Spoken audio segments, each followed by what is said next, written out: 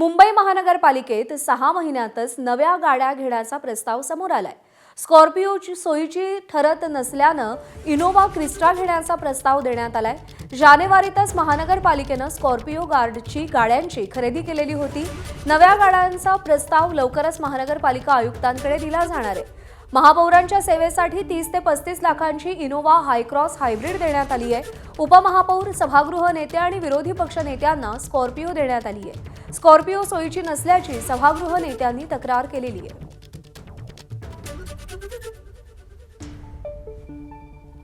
जे वैधानिक समितीचे अध्यक्ष आहेत, उपमहापौर आहेत, यांनी सर्वांनी मिळून आम्ही मागणी केली होती की आता जी वाहनं आम्हाला दिलेली आहेत या गाड्या बदलण्यात याव्या, याविषयी तक्रार होती आणि त्या पद्धतीने प्रशासनाकडे आम्ही गटनेत्यांच्या बैठकीत आम्ही मागणी केली होती।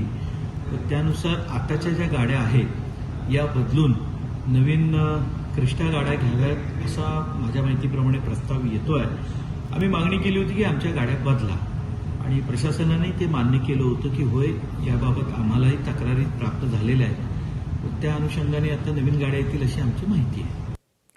दरम्यान गाड्यांची खरेदी नेमकी कशी झाली होती, ग्राफिक्सच्या माध्यमातून एक नजर टाकूया। फेब्रुवारीमध्ये 2,16,00,000 रुपयांच्या 13 गाड्यांची खरेदी झाली।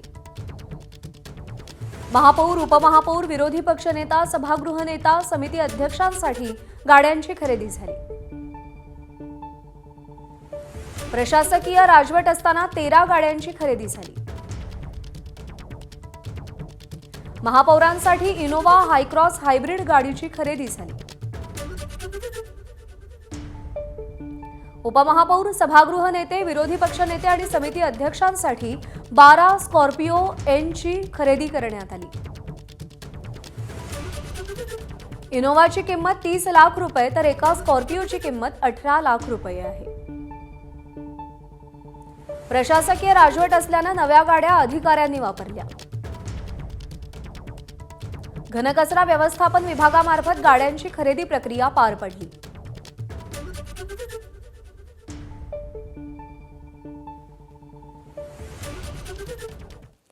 दरम्यान या गाडी खरेदी प्रकरणावरून खासदार संजय राऊतांनी निशाणा साधलाय। काय म्हणालेत ते पाहूया। जर या देशाचे पंतप्रधान हे आपल्या ताफ्यामध्ये 10-10, 15-15 BMW आणि मर्सिडीज घेऊन फिरत असतील कारण नसताना, तर त्यांचा जी लागण आहे रोगाची ती त्यांच्या खालच्या कार्यकर्त्यांना लागणारच। काय गाड्यांचे ताफे चालले बघा ना, मुख्यमंत्र्यांचा ताफा बघा, डेप्युटी सीएमचा ताफा, BMW आणि मर्सिडीज शिवाय त्यांच्या गाड्यांचे कुठे ताफेच नाही आहे। सिक्युरिटीला मर्सिडीज गाड्या, त्याच्यामुळे महानगरपालिकेत त्यांच्या नगरसेवकांना किंवा त्यांचे जे कोण पदाधिकारी आहेत त्यांनी गाड्या बदलत राहिल्या, तर झालं काय? आता पैसा लुटीचाच पैसा आहे।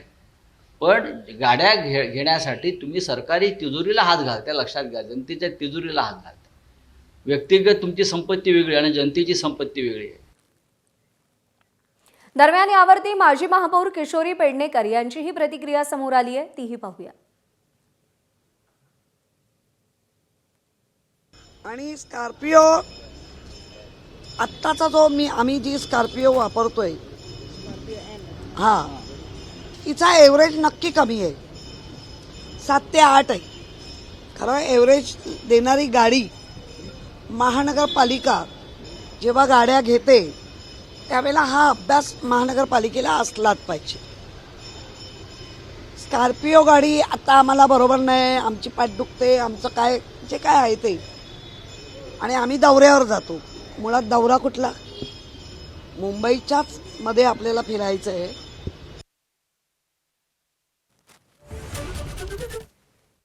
प्रायव्हेट सेक्रेटरी महापौरांची, अरे काय बाल हट्ट, महापौर हट्ट, त्याच्यासाठी मुंबईकरांना लुटतंय।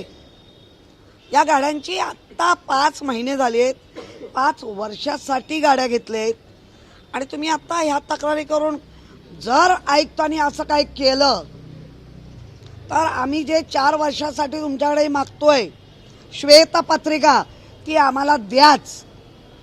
हे काय चाललंय? आम्ही त्याच्यासाठीच मागतोय। असे कुठे कुठे तुम्ही खर्च करताय?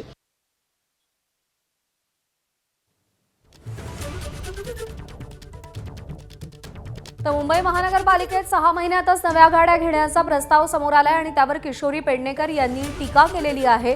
नव्या गाड्या घेण्याच्या प्रस्तावावर किशोरी पेडणेकरांनी म्हटलंय, महापालिकेच्या खर्चाची श्वेतपत्रिका काढा. गाड्या खरेदी करण्यापूर्वीच या सगळ्याचा विचार करायला हवा होता. दौऱ्यांचं कारण पुढे केलं जात आहे, पण मुंबई महानगरपालिकेतल्या सगळ्या अधिकाऱ्यांना किंवा जे सभागृह नेते आहेत त्या सगळ्यांना मुंबईतच फिरायचंय, मग दौऱ्याचा मुद्दा कसा येतो असंही त्या म्हणाल्या.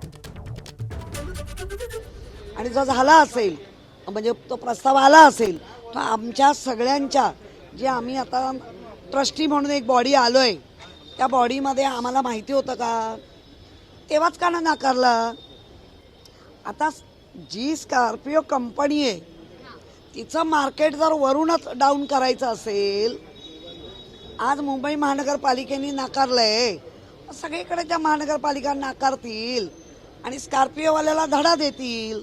असं काय राजकारण आहे का?